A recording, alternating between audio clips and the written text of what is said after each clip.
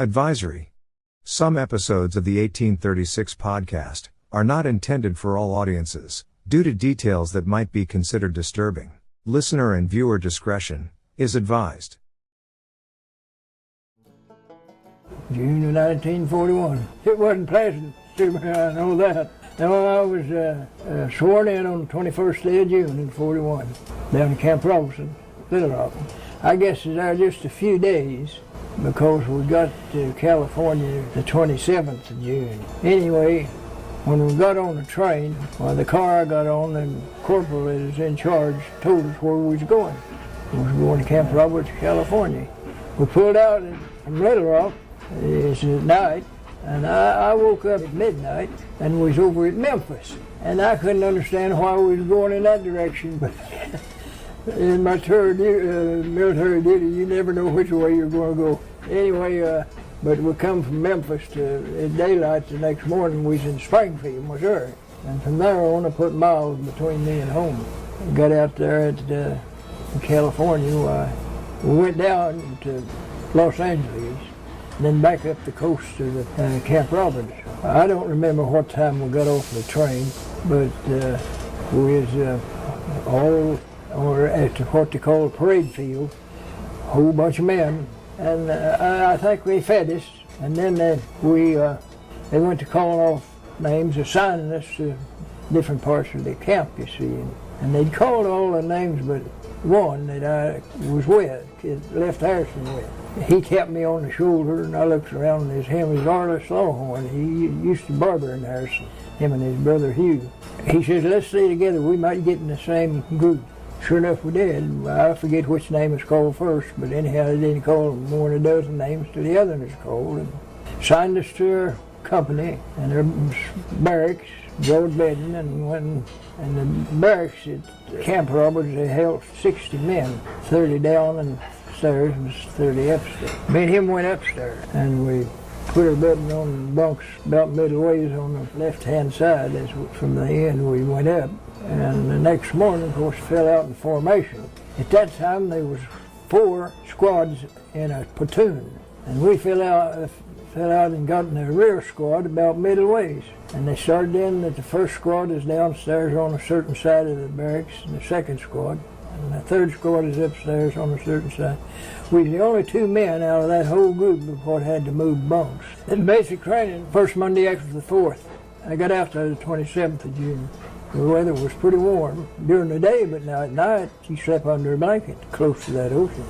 You got the cool air come in. Before we went overseas, they taken us out on a tour out on the ocean at night now. Well, I spent the night out there on the ship. I was on the top bunk, laying there looking over at some guys shooting dice in the box down there. And the first thing I know, things began to whirl around on me, and I turned over on my back, laid still. We left, and the land went out of sight. You couldn't see nothing but water. Just looked like it went so far, and of course it did eventually because of the earth's round, you know. I'll tell about the hard time I spent before I went overseas. I finished my basic on my birthday, the 2nd of October in 41. I was a man in age, but I wasn't very big. 130 pounds stripped.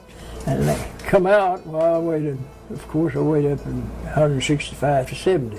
I take my basic, finished and went down to Camp San Luis Obispo from Camp Roberts. And was signed to the 40th National Guard Division of California. About the first week after I got down there, they started giving us hikes on Friday every week.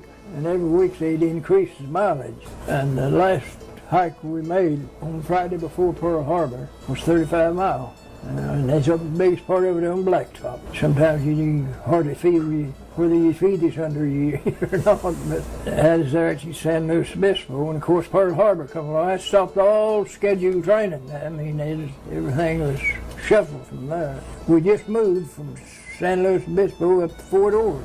We hadn't been up there about a week when Pearl Harbor happened. I was sitting on the saddle of an old army bunk playing solitary when the news broke in. And of course, we was quarantined to not just to the camp or company area, we was quarantined to the barracks. We stayed inside. Of course, all over the radio was all servicemen report to the camp, post, and station. There was a guy, he was a student cook, R.B. Kane, he texted. I can just see him yet, he had a tooth out in front.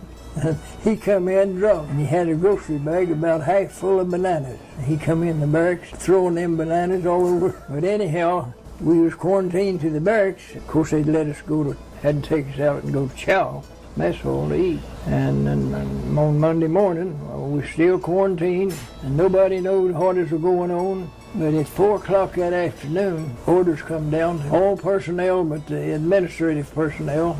Clear camp in 45 minutes. Of course, at that time, you was allowed civilian clothes you could wear when you went on pass. And you had to ship them back home. Well, we first cleared camp, went out on the area there and pitched tents, pup tents they called it, and was out there one day, and then the next day they'd taken us back in to clean the barracks up. We went back in there and got our personal clothing and shipped it home, had to say, or leave it, get rid of the garbage or whatever you want to do with it. But I didn't have much of it, but I'd bought me a steel locker up at Camp Roberts, a foot locker they call them. I put my clothes in, what clothes I had in there, and there's everything on the barracks floor. I mean, everything. Clothes hangers, they was scattered all over. And of course, I knew Mom was always short of clothes hangers. I gathered up a bunch of them and piled in that foot locker, and didn't have no label put on it. And of course, at that time they used pen and ink. And they was all kinds of that all over the barracks. That ink bottles. I fuzzed up the end of a kitchen match and stuck it in that ink bottle and addressed it to my dad at Bergman, Arkansas. Well, he didn't get back here till February. So we stayed there Fort Ord, not too long. Stayed out there in the campus. We didn't stay in no barracks. We was out in them tents. I guess we was there maybe right at a week. And the orders come down, so we'd break tents, be shipped out. Of course, we didn't know where we was going. They marched us out to the road. Them old 6x trucks was lined up there and loaded us on them trucks. And we went to Frisco. Well, we thought we'd headed overseas, is what we thought. Of course, we wasn't battle strength as far as men-wise. Anyway, they took us up there, and we got up there, I didn't know, in the afternoon sometime. Sat there in them trucks till it got dark. Now unloaded us and marched us down toward the big edge of the beach. Go over eucalyptus trees. Of course, it's just all sand down there. Told us chow would be there in a short while. A fellow from Kentucky, the name of Slaughter, asked me, he says, "You gonna roll, pitch a tent?" I says, "Well, if we find somebody to break with me, you had to be two for them shelter house to make a tent." He said, "I'll break with you." We broke roll and pitched our tent. The chow truck rolled up about that time, and we went and ate chow and just got back in that tent. Now, I knew, I could feel from the air. I couldn't see nothing, but I could feel from the air. I know it was going to rain. I mean, it went to raining. Well, there's half of the guys, or more than that, I guess, they hadn't pitched tents. They just threw the roll down and laid down on it. Next morning, chow come, we ate breakfast, and about 9 o'clock that morning, the orders come down that all that had tents, to break tents, get ready to move. Well, at 12, we moved, but it went to raining after we broke tents, and we got our stuff wet after we kept it dry all night. But they taken us up in Frisco, Fort Miley or Fort Riley, I forget which it was, big hospital, put us in the basement. Of course, you slept on that concrete with a shelter half and a blanket. The first night, of course, they had them our radiator for heats. Everybody puts clothing on them to dry it out, you know. But the next morning, 4 o'clock, the sergeant quarters woke me up and go on guard. Took me and another guy down on the beach from what is called the Cliff House, and they was building a Navy radio station is down on that beach down. I don't know how far down now it was apart, but anyhow, they took the other guy down there, and we walked that beach. Well, we wasn't in that basement but a short while. When the casualties come in from Pearl Harbor, that hospital, they had to have that basement used in. And we moved what is called a Presidio there in Frisco at the end of the Golden Gate Bridge. Me and another guy was on guard when they moved, and they didn't relieve us. I don't know how long we went on guard early one morning, and we didn't get relief till that night. We just got up there at the Presidio and went into a tent, and I turned around and the colonel stepped in. I yelled attention, saluted him. He wanted to know where we'd been, what we were doing. We told him where we'd been on guard, told him when we went on guard. He wanted to know where the company headquarters was. Of course, we didn't know for sure. We thought he was there in the building not far from us. We told him it. Boy, he went around there. He come back with the company commander around me. He told me, he says, I want a stove in here, a new tent, and 2 bunks. Now, he says. The first sergeant was with the company commander. He told us where the chow was, the kitchen was in that tent up there, and for us to go eat. We went up there and come back. There was a new tent up. Everything was fixed. Anyhow, we stayed there, and I didn't know at the time when we were doing that guard duty there, they had coastal guns underneath the ground there, and I didn't know anything, didn't know nothing about that. But they're at the end of that bridge. And but we done guard duty on the golf courses. They was afraid paratroopers would land, you know. And then there was some cables that went across that bay. We guarded them. I don't know what they consisted of or what the purpose it was, but anyway, right at the mouth of that bay, it is one next to Frisco side of it, it is straight up and down. But we done duty there on them golf courses and them cables, and the manhole is in the city, guard duty there, and aboard ship. Of course, they was shipping men overseas all the time while we was doing that guard duty. And them old troop trains would come crawling in there at about midnight. They come in at midnight all the time on account of guys trying to go AWOL, you know, and some did. But of course, I experienced that later myself. When that's where I shipped out from. I went in there on a troop train. But we done that guard duty there, and fog. It was so foggy you could almost rake it with your hands. And you couldn't see lights very far, and that old foghorn blowing all night long. But you went out on the end of them docks, stood guard duty on them, and we had on winter underwear, of course a uniform on, and an overcoat, and a raincoat on over it. And standing there and shaking, there wasn't no ice nowhere. But I don't know, that it was so cold, just standing there. But we done guard duty there till in March. Done guard duty aboard them ships, watching them stevedores work, load them ship. That'd be March of '42. And we was getting in second lieutenants from Fort Benning, Georgia, and they'd stay with us maybe 30 days. They was getting trained. They were going overseas. Them Japs was picking them lieutenants off over there just like ducks in that South Pacific. We'd get them in, and of course they're just men like they are in civilian life. Some of them was good Joes and some of them was nasty, I call them. We was doing that guard duty aboard the ship. Second lieutenant, little short feller. Jenkins, I believe, was his name. But anyway, we fell out for guard duty in formation, and of course he just finished officers training at Fort Benning. First thing he said to us, he says, I want you to tell me something about this guard duty. I don't know nothing, he says. He didn't either. He didn't know nothing about guard duty, and of course there's some guys had been in the service since back in first part of '41, drafted in. But anyhow, we went on guard. Had a little trouble. The officer of the MP guard come aboard the ship, him and the sergeant of the MPs. He had a little trouble with a guy on deck, on the top side. He come to the head of the stairs. I was down under a gun mount. I was on the deck. The sergeant and him coming to the head of the stairs. And I hauled them, and they told me who they were, the officer and sergeant of the MP guard. I told them advance one to be recognized. Lieutenant come down. Well, they had them brown khaki-looking jackets, and them second lieutenants especially just had gold thread bars whipped across on there. It's dark down under that gun mount. All I seen was his MP insignias is on his collar. Well, both feet had more than hit the bottom to. He says, soldier, he says, how do you show you recognize the officers when you're on guard? I says, by presenting arms. He says, you didn't present arms. I says, I haven't recognized you as an officer. And I wasn't lying to him. I hadn't. Then, boy, that teed him off, of course. He went to ask me every order, general order, and every special order that I had, you know. He even asked me, he says, you know where the fire extinguisher is in case of fire? I said, no, I don't know for sure, but I said, I figured it's just inside that door there. Well, he left. And this lieutenant that is in charge of us, our guard, he come down there and he'd already found out about the deal on deck. Asked me if the MP officer had been out of the deal. I said, have any trouble? I said, yep, I had some trouble. He was the cause of it. He accused me not presenting arms, and I said I hadn't recognized him as an officer, didn't even recognize him when he left as an officer. Of course, our lieutenant, he didn't want to bump into him, aboard that ship.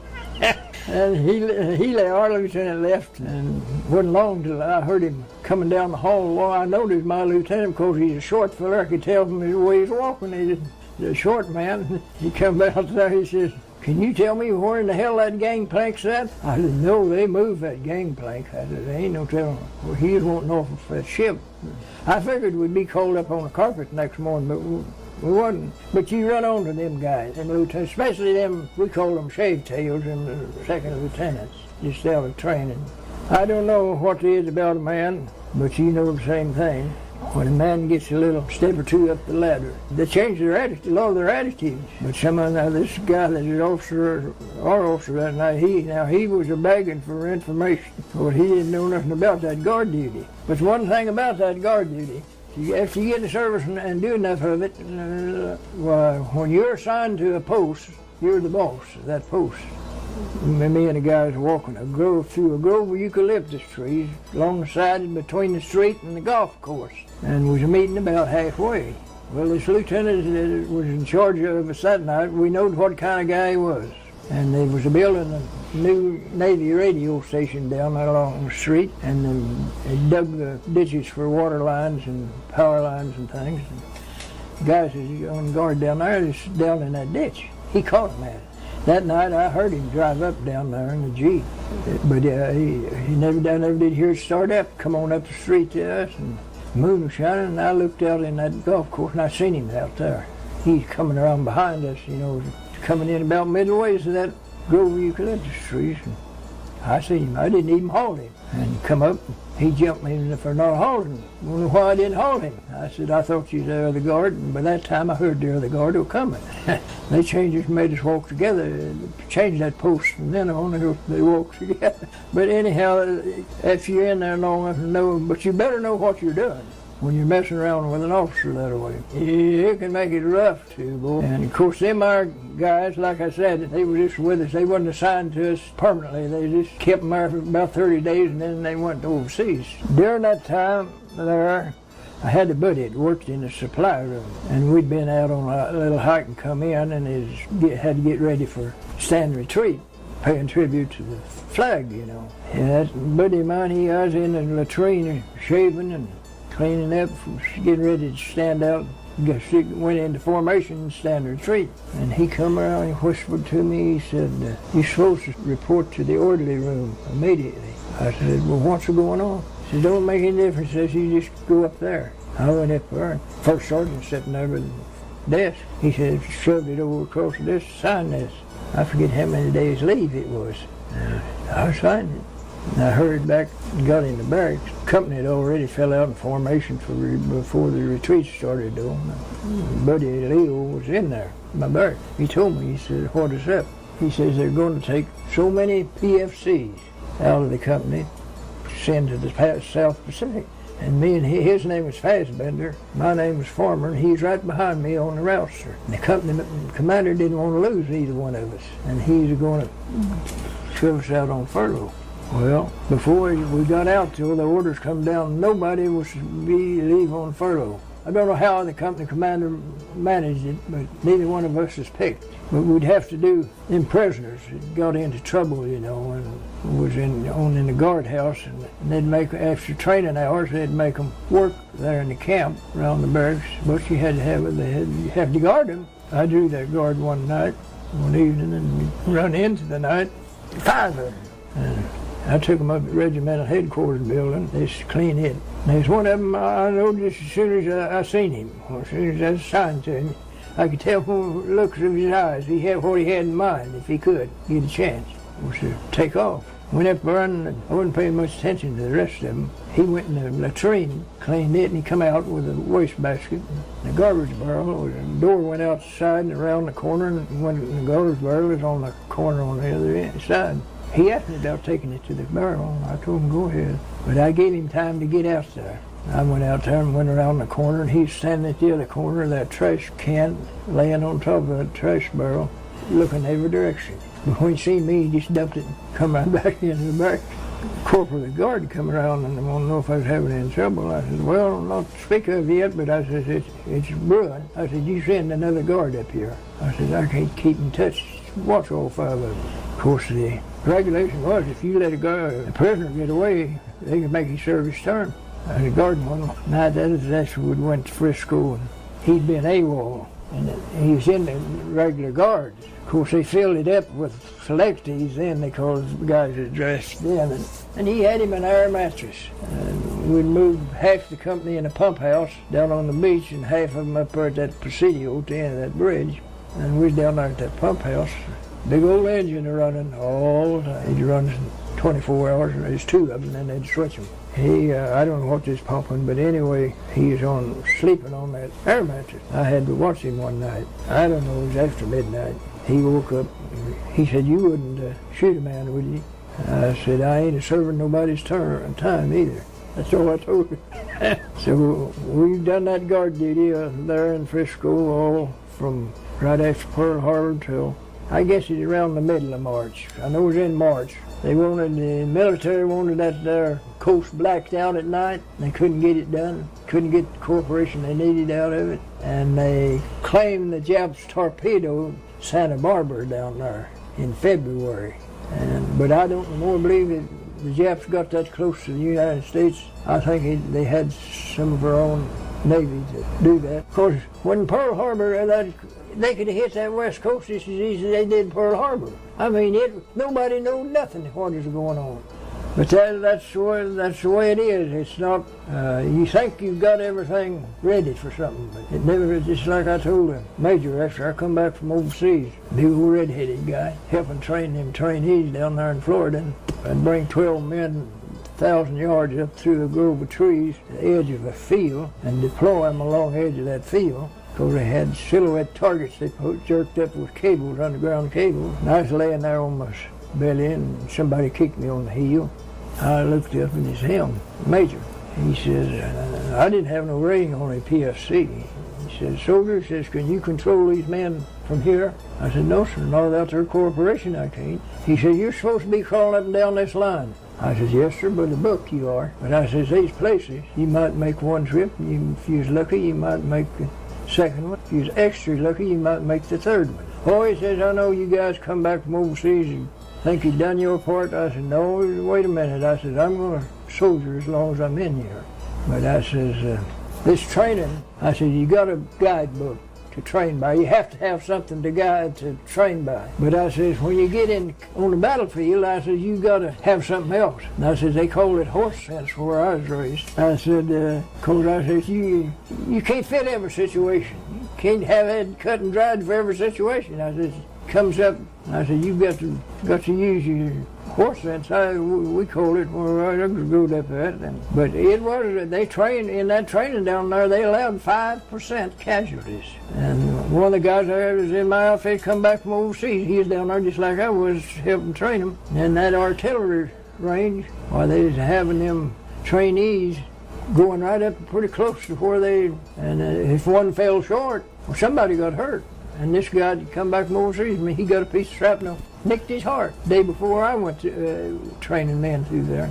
And the lieutenant in charge of us was running our company through. He got an eye put out in Europe with that shrapnel from artillery. And the first trip we made through there, and boy, I mean, the guys that was training them trainees was hugging that sand just like they was. Of course, it is just falling a little out there in front. Them trainees come back with their scars on their helmet and on their gun stocks, and we got back from the first run. Lieutenant went back to the artillery officers in charge and told him to raise that artillery. It's too close. I said, Colonel Wise said yesterday when that guy got hurt that it wasn't too close. I had a lieutenant in charge of it. Says, I don't give a damn what Colonel Wise said. Says, I had one eye put out with it, and I won't even take a man back through there until you raise it. He did raise it a little.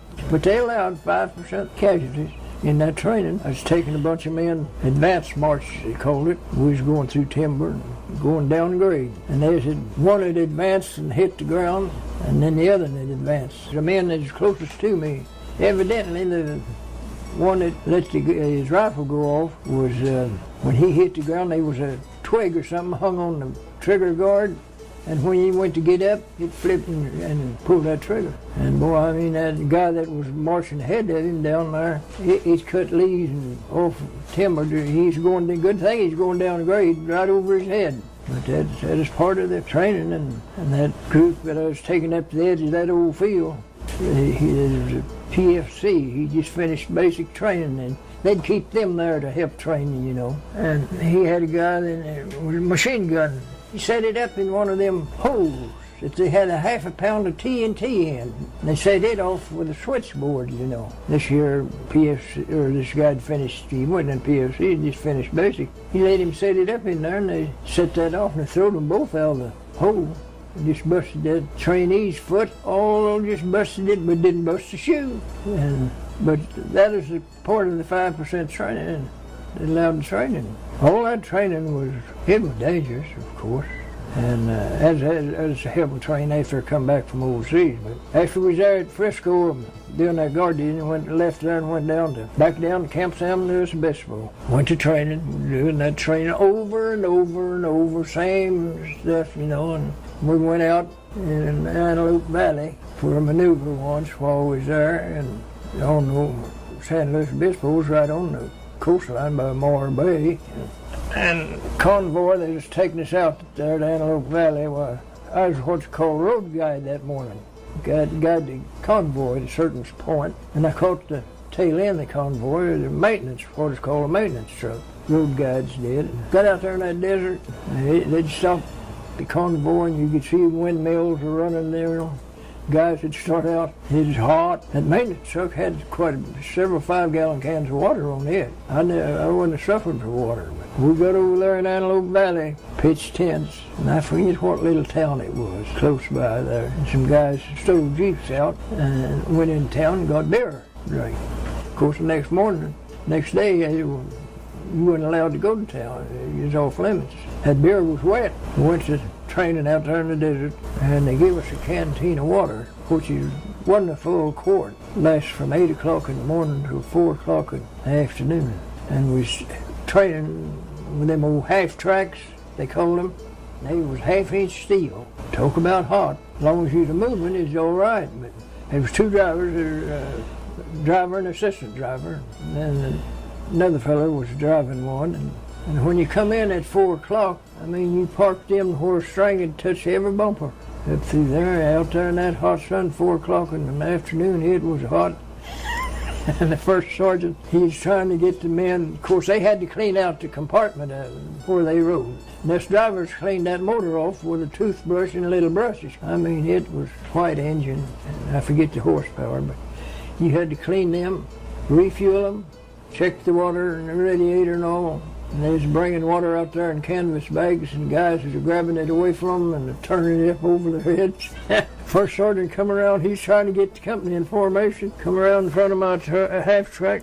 I said to him, it's kind of rough, ain't it, Sergeant? He never said a word. But it was hot now, there was no question about it. And at night, after we was out there a day or so, well, we learned not to eat very much for breakfast. We wouldn't crave water, you know. But we got to going down to the mess tent, and they had the bread up on a platform with screen wire around it. And they'd spray water on it every once in a while during the day because it'd dry out just like a rock. We'd go down there at night, get that bread, and they had them big old white sweet onions, about like a saucer. We'd slice them and salt and pepper them, eat onion sandwiches, and drink water just as long as we could hold it. Get up the next morning and not eat much. Didn't crave water so bad. But if you ever once get over that first thirst, you'll never get as thirsty anymore. But boy, that first thirst it's rough. But they finally went to issuing us canvas water bags. You could hang them on the side of that half track, and when that half track was moving, that water got pretty cool. Stayed cool all the time. And then when we went down to Natives, California, that was in 42. Fall of 42. That is down there on the deserts, you know. And it is there on the Colorado River. And we was down there in a little old, well, it wasn't nothing but a water station for the railroad called Golf. We had pup tents pitched down there doing training on that desert. And of course, there was mining shafts around down there. You had to watch. Way down there, you look down them mine shafts, and it's big old owls are sitting down there on the side of it. And them there rats, I don't know what kind they was, but they was all over that desert. And we was there at golf, and they pumped up water out of the Colorado River and fixed some shower heads, stretched up blinds around, of course, so people couldn't see. Shoot for her. You freeze to death. There's melted snow off the mountain, you know, out in Colorado River was. And they finally took us to the river, roped off a place in the river. Well, you get in it and stay in it, why, you's all right. I mean, you wouldn't, but now that's water showering on you out there in the hot sun. It seemed twice as cold, of course. But anyhow, as they're taking us to the river, and Colonel Arms got to be the regimental commander of my regiment, at the National Guard outfit, and he was a regular Army man. He come up through the ranks. When we went to the river, of course, we all had our birthday suits on, and he did too. And they had it roped off, and the guy got across where the rope was, and he hollered at him, and made him come back. He's sitting there on the beach, on the side, and this guy wasn't saying sir to him or nothing, you know. Boy, he got all over him. He says, you know who I am.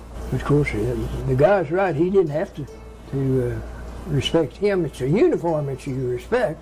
But anyway, that was an experience there, and we stayed down there till in October, I think, and we went back to San Luis Obispo in '42, and then we went up next spring. We went overseas next summer. But there, I remember one day there at San Luis Obispo, we was out in the field training, and you had blank ammunition, running them field problems, they call them, you know.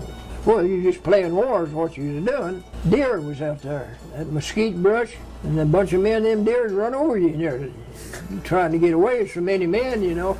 We wadded up tinfoil off of a cigarette package and stuck in the muzzle of that rifle and fired that blank ammunition. And it'd go quite a way. You could hit a deer with it, it'd run right back. One day out there, we'd run a problem, and a fellow named Spizak sit down on a rock, and he had that rifle between his knees, just standing down between his knees, and then put a blank round on the muzzle, and he had one in the chamber and pulled the trigger. And that muzzle was about level with his head, you know. Boy, I mean, a piece of that shell cut a gash under his eyes, and wondered if it hit his eye and put it out. You can see all things like that happen, and in that training, they took us on a big hike, one from San Luis Obispo to Carmel Valley one day. That night, we didn't get, I guess we might have been out there 2 or 3 days, but anyway, we was marching along and in the valley, looked up ahead, and they had one of them 6x trucks parked down in that valley. I guess it's 1.5 inches, might have been 2-inch rope on the winch on the front and tied to a tree up on top of that mountain. And there's men riding that rope down for a crooked stick. We come inside of that, I'll never forget a guy in front of me. He says, can you do that? Well, I said, I think I can do a little of what anybody else can do. Go up there and that mesquite, you cut your own stick on top of the hill, and of course it had to be crooked. And it's green, of course, and I mean, you start down that rope with blue smoke would just blow up. But a lot of guys would climb that hill again to get to ride it back. But one of our guys' stick broke. There was a little short ravine made out of that hill, and I guess he was close to 100 feet above the ground when it broke his leg, or his hip. No, it's his leg. But he went overseas with us. And anyway, and a guy I knew when I lived in Oklahoma, I was at San Luis Obispo and been there for a while, and was playing baseball one day out on fire break, he called it, in case of fire. Me and all went out on that opening, and he's left-handed, and he wouldn't stand. He played first, and he wouldn't stand on the bag. He'd stand right by it, and then when he caught the ball, he just raised his foot and hit his toe on the bag. Well, I'd seen him play in Oklahoma, and I seen that day, and I thought, well, finally I figured it out. When the game was over, I asked him, his name was Burton. I said, you're from Oklahoma, aren't you? Yeah. But he said, I was out here when I was drafted. Well, I said, I know I'd seen you play baseball before. I said, back at Kendrick, Oklahoma. Yeah. And I told him he remembered me. But on that rope, he got a stick. It didn't have too much crook, and it angled with him. thumb got to get in that rope. Shoot, you could see the bone. But he wouldn't turn it loose. He rode it down there. But they had that truck down there. Of course, that rope would stretch some. Every once in a while, they'd winch it a little tighter, you know. And they had 4 or 5 men down there in front of that truck to keep them from going down there, hitting on that, going down that truck.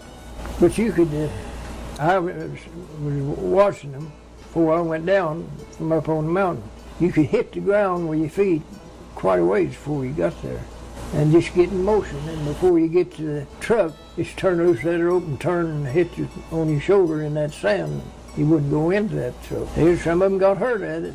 That is in case if you was on what they call a forced march, a battle going on, and a forced march, they come to a canyon that they had to go around, and they had their schedule called for a certain time for them to be there, you know, on the front line.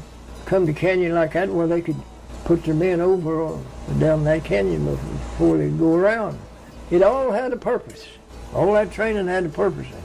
And you'd think it is, especially out here in the States 2 years before I went over. Going over that training, even done some Marine training. But you, although you didn't like it, it got into your system. That training did. You automatically do things when you went over and over it, you know. I know when overseas after the battle was over with, of course there was still some Japs on the island, but anyway there's a guy, well he just finished basic and they filled us up to battle strength and they filled us up with his fresh trainees, you know, and finished basic. Me and him was drove to guard duty one night out west of the, what called the orderly company headquarters, orderly tent. First sergeant told us, he says, when we left, he says, now you know if there's anything out there, is all enemy. And they had an outpost, a hole dug in the tundra for a little, and some shelter half stretched up in the valley. But we had to cross a canyon, and you'd have to go way around, and if you didn't go down, and we just sat down and slid down into that canyon. The phone line went out from the orderly tent, plumb out there to that outpost, and we used to call in on the hour every hour.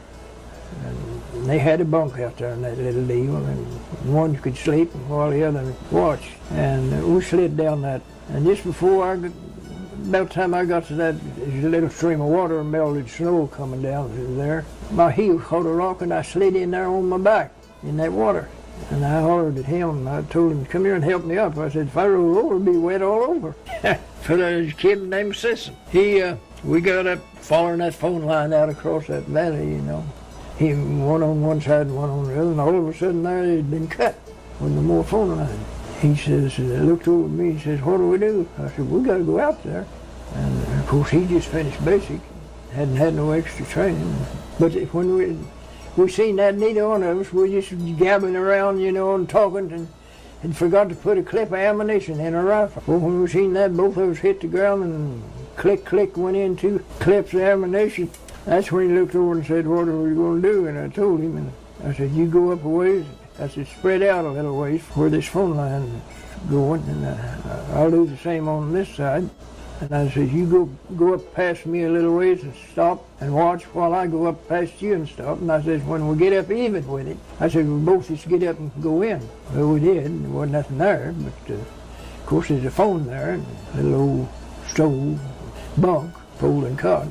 And I told him, he's getting pretty late. I said, I'll give you a choice. I said, you can go back and get somebody to repair that phone line. I said, it's got to be repaired and stay here, and I can go back. I said, I'll stay if you want. He went back. It was in June of '43. I wasn't in the landing group that landed on it, but the battle wasn't over till in July. But starting out, of course, I had a little idea of what his life of getting started because I was doing guard duty in Frisco when Pearl Harbor was bombed and they started shipping troops overseas, doing guard duty on them ships and docks, and those troop trains come rolling in there. They'd bring in around midnight. That's when they'd unload troops on the ship. And they get them loaded, get a ship loaded, take it out there in the bay close to the Alcatraz Islands, you know, sitting out there, till they got the convoy ready to go over. And I was at Fort Ord right after Pearl Harbor, and then I was there when I was shipped over. And we went from Fort Ord up to Frisco on a train and loaded on the ship. We knew it was, of course, we was out about a week before that, we shipped. Well, we knew it was going. We was going to go overseas. We didn't know where, but we knew by the equipment was being issued and clothing and so on. We knew it was going to be cold where we was going for the clothing we was issued. And but about a week, I guess, or so before, we was out in the field running, doing field problems, they call them, in the training. And in general, after you do some training, and there's always a platform out on them training fields, they'd gather you around that platform and they'd tell you what you done wrong and what you done right. So this general, about a week, I guess, before we went overseas, I was out there. He got up there and he says, I can tell you boys something. Where you're going, the weather is rough, the terrain is rough. And said, you boys around here this afternoon just like you're on a Sunday afternoon stroll. He is right. We didn't have, well, the only Japs we had to put up with is the weather and the terrain. Shoot, the mountains are straight up and down. But they landed in there in May, 1st of May, I think. On that too, our troops did. And the first troops went ashore, what is called scouts, a party of troops. They was on that island. I was told by one of them, or one of the soldiers who was in the battle in it, that they was on the island 36 hours before the main troops went ashore on account of fog. But they went ashore. There was around between 2,500 and 3,000 Japs on the island. They'd been there a year. They went on the island. I don't know. I read in. I got a little pamphlet that I joined. Fellows down in Florida. He organized a deal about the pollution veterans. There's a piece about a nurse and her husband was on the island, and she was shipped to Japan. When they invaded the island, they killed her husband and took her to Japan. But it was really rough. Them old boys, I was talking to one lives here in Lead Hill. He went through the whole thing. I didn't go through all of it. It is really rough. Them Japanese, of course, they're taught to protect the emperor from the time they go to start to school, you know. That's just part of their training. And an officer, the Jap officer, tell some more graded troops, put him up in a tree and tell him to stay there, he'd come back. If that officer didn't go back there, he'd die there.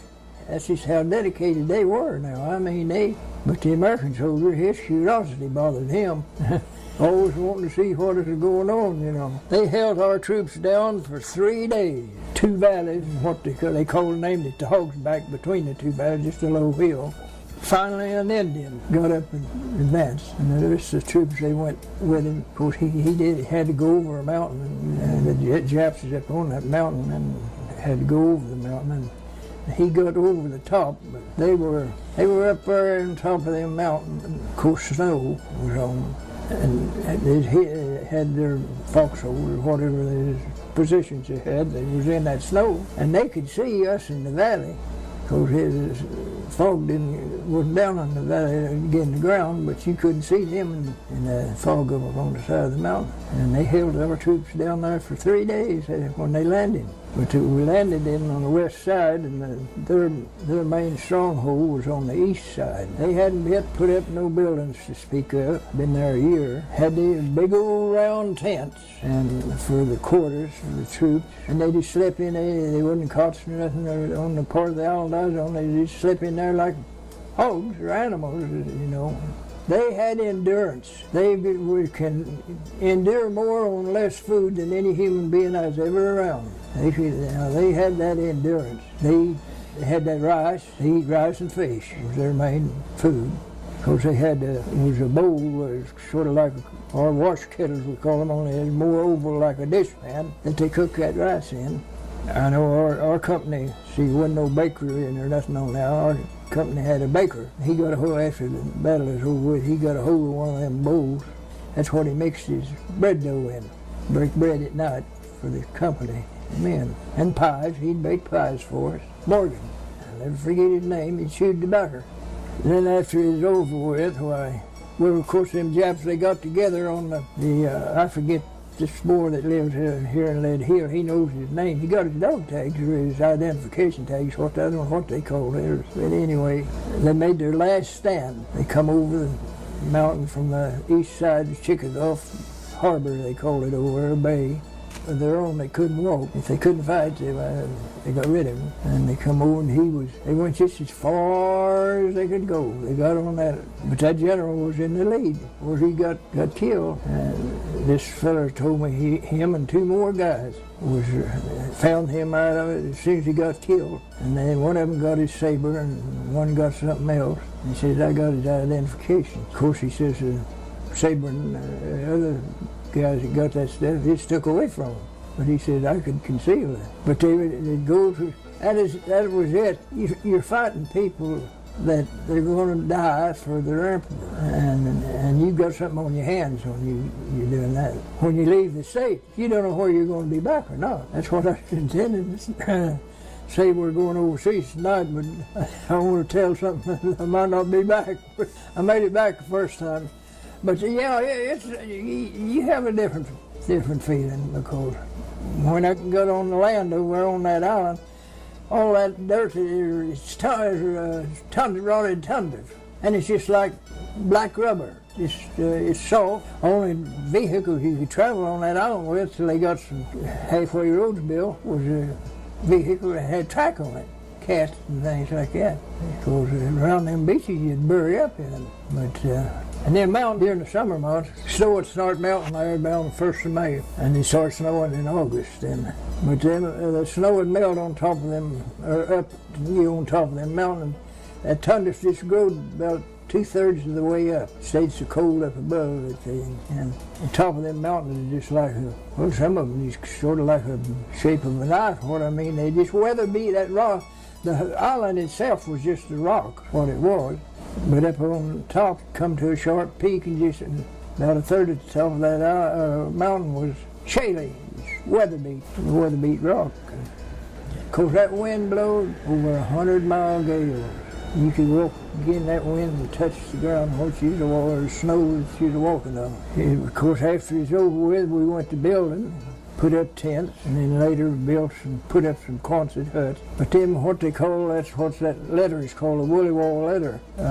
They'd start in August, 1st of August, and when the snow blowing. And of course it was out there in the middle of that ocean, and when it first started snowing, it was wet, just stick to everything. It was just like snow does here. Of course, up north there, people don't know that it is a wet snow. That's the reason they can't drive in it when they get down here. Anyway, we started putting them Quonset huts up. Put tents, of course, first. Dug down 1.5 or 2 foot in that tundra and put them 2 tents together, pyramidal tents, and squatted them in. That was their quarters. Dug down there and then carried gravel from buckets down in the bottom. The little branches run off snow water off that mountain and put in them tents to keep it from being so dogged muddy, Had a little old coal stove in there, and then eventually got some oil burners. And me and my buddy, we went to school to set them burners, on them oil burners. They had to be set just so where they'd smoke and set up everything, and we'd get so aggravated. Of course, the guys out in that weather, they'd be cold and come in and they'd go to messing with it. We'd been to a few tents and looked back and see that smoke began to get turned black in it. And those waters were going on. We wore a pair of coveralls every day, but they just black as could be. Just in them stoves had folding cots after we got them tents. Oh, I know the tent I was in, my squad was in one night. There was a blue fox on the island. Our government had put a blue fox up there, about the size of the gray ones here. And I don't know what time of night it was. It was darkest pitch, of course. I was awake, and I heard something coming down through that tent, walking in them gravel. And I heard one of them folding cots skreak at the other end of the tent. Some guy raised up on it, I never said anything next morning, but up in the day, that guy, he asked me, did I hear that go through that tent that night? Yeah, of course. First thought we had about it is the dog of Jap. They, for a long time after the battle's over, they had stragglers, coming around hunting something to eat.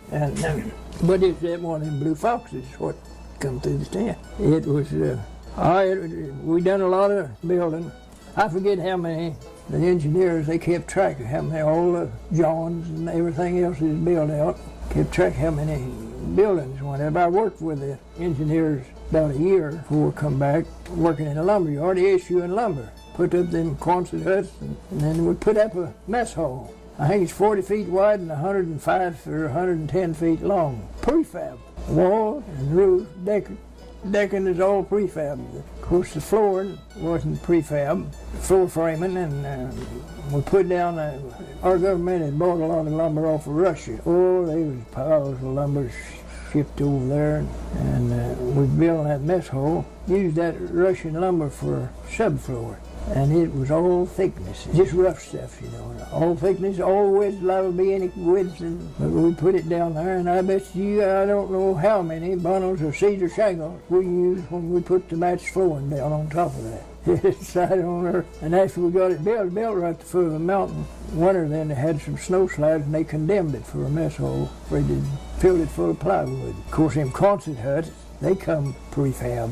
It's come in sections, there's curved sections, you know, and the ridge pole through the top and the door at each end. Some of them had a little window in them, some of them didn't. Set them up. Well, that winter, that snow come, boy, I tell you, covered them up. Had them down in them. I've got some pictures showing them. You'd have to dig out of the morning, and we built a little entrance to them to keep them blowing snow on the door. Have to go around every morning and dig some of them concert huts out where they buried in that snow. All you can see is a smokestack. That weather was cold. It didn't get any colder, I don't guess it does in the northern part of our United States. It was that wind. We was putting them concert huts up. Boy, you had to be careful. We was putting them up one day, me and Leo, we'd take a day about. We'd oversee a group of men putting up them concert huts. And then we got to making desks for the officers, filing desks. He'd work one day out, and then I'd work one day out. And we wasn't out in it all the time. Anyhow, that wind hit a blow a sheet of plywood, just like a piece of paper. Our executive officer, Lieutenant Kemper, he decided we'd build us a shower. He picked out a location he wanted for this. And he knew there was some water running out of the snow coming down the mountain. Him and Leo went down to the engineers down at the docks to see about getting some lumber to build it. They told me to dig the hole in the snow while they was gone, and 8 by 10. Well, shoot, it was 10, 12 foot deep, that snow was. He come back, walked up there, shook his head. Well, he says, that ain't big enough for nothing. Looking down that 10, 12 foot hole, you know, at 8 by 10, didn't look very big, wasn't very big. So we enlarged it 2 foot each way, and we built that little old building and caught that water and made a stove out of drums and heat the water and the floor. And we just built some duck walks, these called it, to stand on and let the water go on down under the snow. And we finally got a washing machine, an old gasoline washing machine. Put one of the guys in the company in charge of it, and he washed your clothes. But we had them fixed up for showers. Regiment, battalion headquarters commander come up there and looked at it one day. He's going to transfer me and Leo down to headquarters company. Put up one down there, and Lieutenant Kemper told him, if you transfer them, I'm going with them. But he found, as many men as there were, he found some guys that could build and put up a building. They fixed one for them. I melted snow, a stream of water, taken one by and made a trough, and cut a hole in that top drum, and finally put two or three drums together. Had a fire underneath, cut them out where you lay them drums in there, you see. And then had one or two, I don't know whether we finally had 3 or not to heat the water. But you needed the water because you didn't have no way of heating the building. You needed the water. Of course, it made it colder on you, but the water being warm. But at least you got the shower. You felt better than you did sponging off. I remember after we got getting Sunday off, there a long time, you worked all straight through getting Sunday off. Take a sheet of plywood up on the side of that mountain. Didn't have to go very far. It'd be 4, maybe 5, depends on the size of the man. Get on one of them, ride it down that mountain. Boy, I mean, it got to moving too. And you had to get off of it because it went off into a canyon. But all you have to do is just draw up into a knot and roll off in that snow. It wouldn't hurt you. But one of our guys got a leg out on the side one day and busted the hip up. And when them boiler walls started, first it started, we was in them tents then. We had some more concert huts there, but we was in a tent, 2 tents. And the way the wind is coming from where they had 6 tents together for a mess hall. The wind was coming, and we couldn't go out that end because if you'd opened up that end and blowed the tents So we went out the other end, and they'd all got out but me and Leo going to the mess hall for chow. And I went out first, and shoot, you just had to hold your breath and walk again that wind and snow as far as you could, and then turn your back. And I'd done that, and I'd got about twice the length of that tent. And I looked back, and I seen Leo was standing at the end of the tent. I said, "What's the matter?" They'd give us them snow goggles. He had a pair of them on, and that wet snow was just sticking to him. He says, "I can't see." I said, "Pull them goggles off." And we went to the mess tent, and there's already one tent of it blew away. Cause you get lost in that stuff. You wouldn't know where you was at. We got back to our quarters. A little Spanish guy by the name of Rodriguez. He slept just like he come in this world. Birthday suit. We told him that several of them had done went to bed, and me and Leo was going out and scraping snow off them tents and sitting in there, and directly one of them chains broke at the top, of the pole. Told them they better get out of there, get their clothes on. And when it went, just like a stick of powder went on. Whoop! Both tents went out, you didn't know where they went. Pole hit me in the side of the head as she went by, but me and Leo had got a gasoline lantern down off the sea beach, the docks. We come out of that hole, and Rodriguez, he grabbed that old army comforter, wrapped around him. He didn't have no clothes on. He stepped out of that hole, and that wind took him down the mountain. And it wasn't no time till that hole that that tent is sitting in was level. No, We went to 2 or 3 huts, Pacific huts we had, that was Quonset hut, before we found one we could sleep on the floor. It was already full. Tents had went away, but we finally got enough of them up to quarters and didn't have to depend on the tent. Of course, infantrymen, a lot of them was working down at the docks, unloading material and stuff. They built a big theater there next to the beach. There's still 6 or 8 bombers, Japanese bombers, come over late one evening. Between them 2 valleys is a hogback. I was going over it and from East Valley over to the West Valley to see a friend I knew. And 90 millimeters cut loose to fire from East Valley to the West Valley. And I looked up, I seen them 8 planes, just in as pretty a V formation as you could have drawn it with a pencil. They was almost straight up over me then. Well, I turned and headed back to my tent to get my gas mask in case I dropped gas, and my rifle. I didn't have it, of course.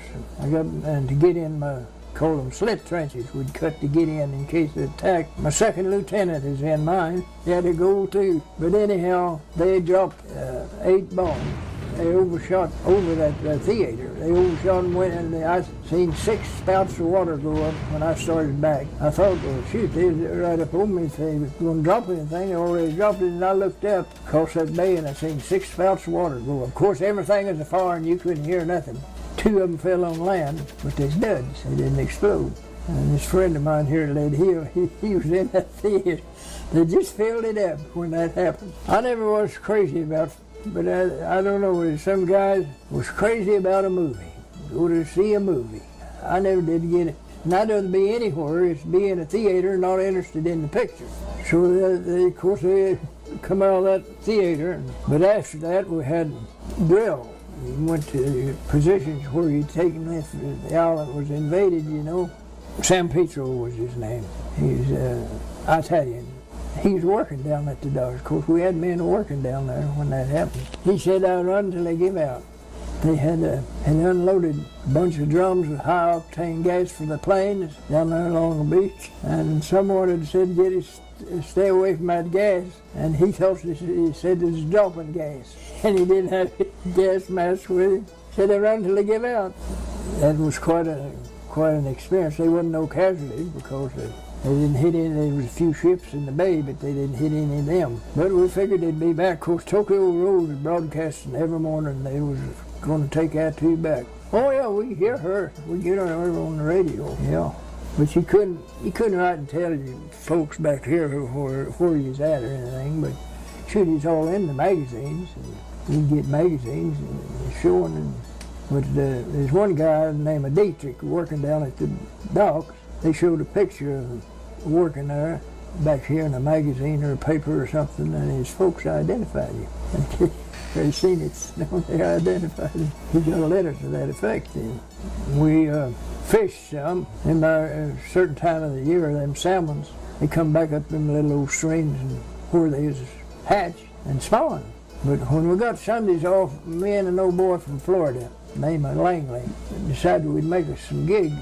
One by and rip us out a piece about 1.5 inches wide, burn a hole through it, and get us a little rod, and heat it, and hammer it out, and turn it back and make a beard on it, and run that through that one by and bend it down and steeple it together. We had them instead of a gig. One Sunday afternoon, we started down one of them streams and gigging fish. And I was in front of him, ahead of him. I seen something get up and just paddle right down again the bottom, shape of a pumpkin seed. Had one eye in the top of its head. I'd never seen one of them. I hollered at him, come down there, I want to show him something. He come down there and I scared the fish up. He got up and went a little way and laid down. He laughed. He was from Florida. He says, that's a flounder. I said, that's a high dish back in the States. We went on down to the beach, and there's 4 or 5 guys from our company fishing with hooks out in that bay. And them flounders was following them in. They pulled their hook, and they was following that bait in. And me and Langley waded out there about waist deep, and they would throw them out there, and them flounders, we picked up, gigged all we could all carry back to the company area. Anyhow, we had a fish fry. I didn't care for them too much because them sea fish, they don't taste like freshwater fish. This ain't as good to me, but I fished along the rough part of the beach one time, and I caught one, always 12 inches long, scale fish, game fish, and it was them scales of every color there is. I never seen nothing like it. Taken it back to the company and dressed it. We didn't eat it, and the flesh was pale green. Somebody in the company, I found out what it was. It was what's called a Japanese fish. They called it by name. But talk about now there was a sport of getting Eddie in that rough beach and that water coming in. It was a sport to catch fish like that. If he'd been very big, I wouldn't never got him in. But in that dock we had there in the dock, it was a barge pushed around, and tugs had pushed around in that bay and unloaded it. And it had an engine on the beach that kept it anchored. We'd fish off the back end of that barge. I don't know how long it was, but you'd run out to where the water was really deep using beef tallow from the beef we'd get to catch them codfish. As long as a man, but you'd never know you had one until you could feel when you lifted him off the bottom. He never give you no trouble at all. He just like pulling a fence post up through the water. We caught them. One guy died who was carrying barbed wire off of that barge. He's a great big strong fella. And I don't know where a blood vessel bursted or had a heart attack or what. But it had pads put on your shoulder to put that roll of barbed wire on. We was carrying it the way. And he's carrying 2 of them. He didn't have to. He's carrying 2 of them, and we had to cross a ravine with him. He was on a rope, had him on that rope with some pulleys, but he died before we got him across there to get him to the medics. Evidently, could have been a blood vessel bursted on his brain, or he could have had a stroke or anything, or a heart attack or something, but anyhow, he didn't last long. And another thing strange, I'll tell you about, he was talking about how he felt when you leave this land and you can't see nothing but water. You've got a feeling there too, and it just looks like water's level out there goes so far. It does go outside. It's round, you know. And then another thing that was strange when I come back to the States. I'd been over 1.5 years or better, and just about 1.5 years, and I'd seen 2 women in that 1.5 years, USO women. They eat lunch with us or mess hall one Sunday, and when I got back to the States, a woman's voice sounded odd to you. Hadn't heard nothing but them GIs. That's all you'd heard for 1.5 years. It did. It sounded odd. Sounded plumb odd to you. A woman's voice. Because we got back went to Camp Swift, Texas. I had to send the laundry off. And the supply sergeant, I'd type out the roster, just peck it out. I wasn't no typist. You're supposed to type out a roster alphabetical names. I asked him about it. Of course, we'd been on that ship for a week from Seattle down there, come around to Kansas City to go back down there. But anyhow, I asked him about it. No, I just type them out as you come to them. I typed them out, took it to the laundry. And that old Texas gal that's sitting there at the desk looked up at me. She said, you all will have to make that out alphabetically. I finally talked to her, I told her the circumstances, talked to her notion of taking it. Yeah, you see, before we come back, they taken us up to our defensive positions up on the mountain. It'd been about 1.5 years, the battle, close to it. Them Japs up in them foxholes, of course, up on that mountain, they never was moved. Cold, never was moved, and I run on the one sitting in his foxhole, his head laid over on the side of the bank of it, and his beard, they ain't got much beard, but his beard would grow down, it'll grow after the body is. Like I said, we didn't get Sundays off for a long time. When we did get them off, we messed them up going up on them mountains. Guys would knock the gold teeth out of them Japs, you know, and I knew one guy took his own gold tooth out and sold it to the merchant marines who was coming back to the States. They was selling it, you know, and making money with it. Rucksack is called it. We carried equipment in on our back. There's a steel frame that just fits around your back and a big canvas bag on it with a flap over it. And they had covers for them rucksacks because they was all a drab color and they had the white covers for that island stuff, had snow over them. And I know the guy had some watercolors, made Jap flags, makes that sun. Jap flags and sell them to them merchant marines and they'd bring them back to the States. First time they got wet, there wasn't nothing to it. But all such as that goes on, you know. Well, anything goes on in battle or in a war. Now, anything goes on, everything. But we was taken on that tour before we come back, and that's when I seen them Japs had been up there for. But that long and before the snow started falling out of cool, we couldn't hardly eat a meal. Had a mess scare, you called it, put a meal in it. Old green flies as big as your thumb. And you just have to sit and mind them off of that food till you got it to eat. Some of it, they said it was lamb, or I think some of it was goat. But you come over there during the winter months, we didn't have to have it refrigerated, and we'd carry some of that across the island to an outpost or something. Just grab a hold of the legs and throw it over your shoulder and take it over. And of course, milk, powdered, vegetables, dehydrated. Of course, I drank coffee when I went over with cream in it. Got over there and there wasn't no cream to go in it, that old powdered milk, and I just went to drinking it black and drank it black ever since. Over there in that cold weather, man, when I worked in the engineers, in that issuing office, we had a pot on the stove all the time. And I bet I average drinking a quart a day. They'd stacked it, unloaded a bunch of stuff before the snow started falling. There in that number 1 yard I worked in mostly. And they'd stacked the bundles of windows, wooden windows, sash windows, on that big platform. And stacked all that lumber and that snow covered it up. And there's an old boy from North Carolina, can't think of his name. Had a cigar in his mouth all the time, but he never lit one. Great big old fella. And he'd been in the Army 3 months. And he's made staff sergeant and yard master over that yard because he knew where he was there before the snow fell. And he knew where stuff was at. But there's a lot of things he didn't know. He built that issuing office we was in, or had it done. He was overseeing it. Some men, and I know there's men in the group that have built it no better. They put the windows, put his side of the windows inside instead of outside. And we teased him about that. He quit ever coming around and bothering us. But I know that whoever helped build it, they bound to be one of them, and there's no better than to put his side of a window, sash window inside of the building. But they were stacked out there, and boy, some lumber outfit got Uncle Sam, man, they sold him stuff that never did use it, would never use it. But they dumped it off on Uncle Sam. Of course, a lot of them got broke that snow covered when they went to try and hunt out a certain size window.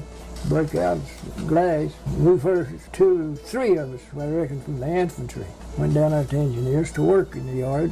And the sergeant was in charge of the issuing office. He told us first day he was down, I said, just wander around all over the yard and locate different sizes of lumber so you know where to go when a truck driver comes in. We was out there wandering around over the yard.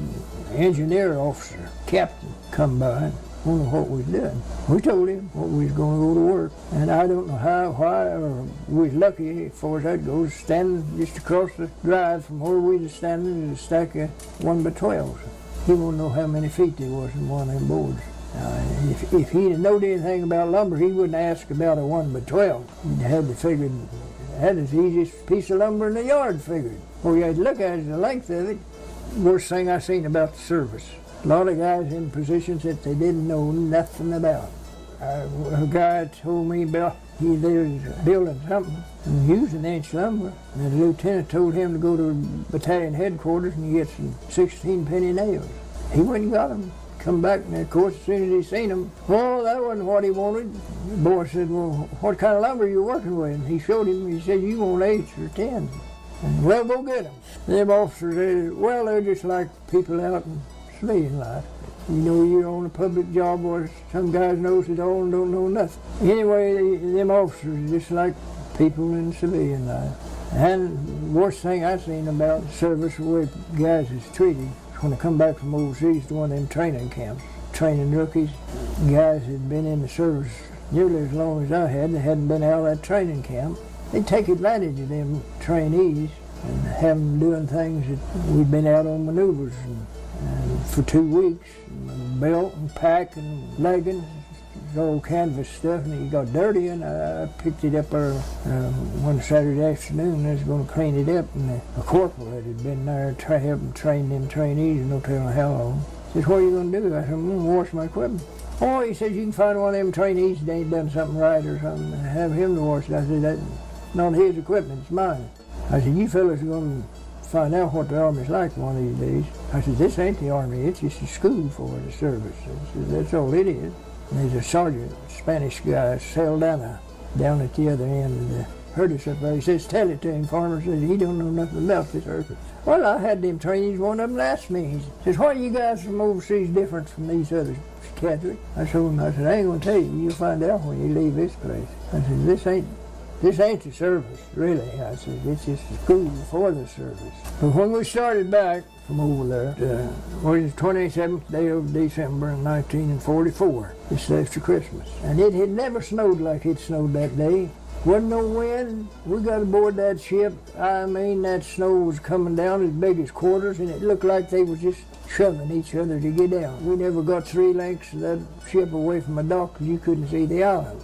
I'd never seen it snow. I've been there part of 2 winters, and I'd never seen snow like that. But we left that island and stopped at Haydack, I believe. Started on, and I was on guard.